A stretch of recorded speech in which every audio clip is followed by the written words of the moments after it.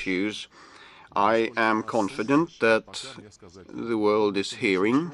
I'm not sure whether they listen to us, but, the majority know what it is all about, but they have to abide by the toughest dictate. Well, coming clean, I must say that it is a very bad thing when servicemen and civilians lose their lives, which was the case in Donbass for 8 years and which is now the case during our special operation that has a goal of putting an end to any war that might happen on Ukrainian soil or stem from the Ukrainian soil.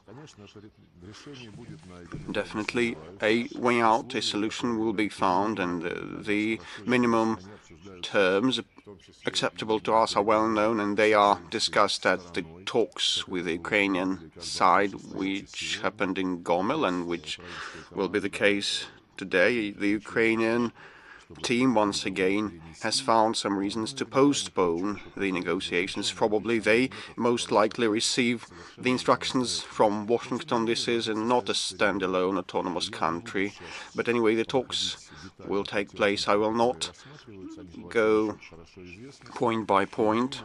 They are well known, and we cannot allow the Ukrainian soil to be a threat of direct attack against the Russian Federation.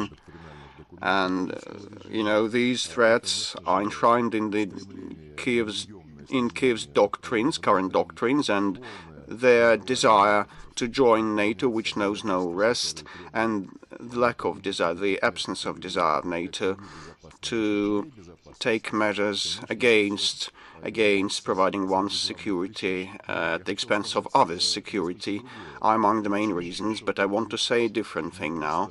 By and large, it is not a situation in Ukraine and a goal to denazify and demilitarize that country and to preclude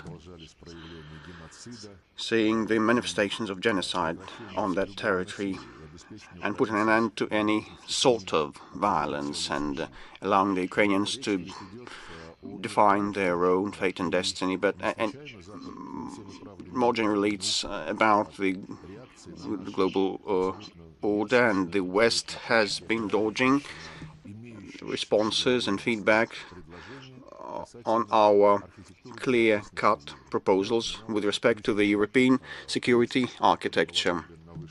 I have made mention of the key principle that was approved on the top level by the OSCE and between Russia and NATO. Yes, any country may choose to join a union or an alliance, but no country can consolidate and strengthen its security at the expense of others' security, and no alliance or entity or organization can aspire to dominate over the Euro-Atlantic area.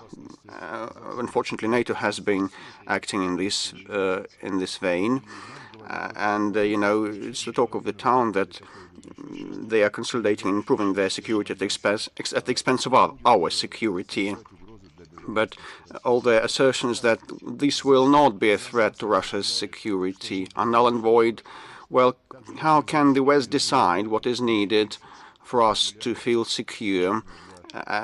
It is similar to what they did, deciding instead of Germany and others what is needed to provide their energy security, and they decided, made up their mind that they don't need the Nord Stream 2 because they will supply American LNG. They will ship LNG, which is several times more expensive.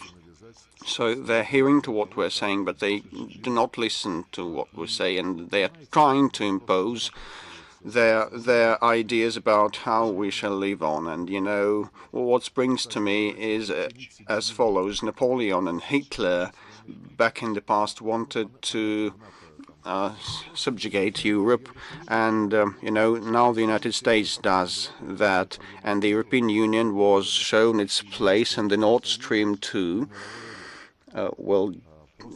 case and scenario has demonstrated what is the real place of the European Union on the world arena.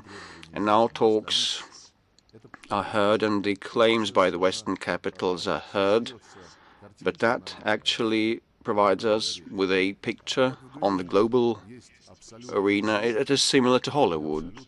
movies. There is the absolute evil and the absolute good, and the absolute good is represented, is embodied by this script writer, of that suspense movie.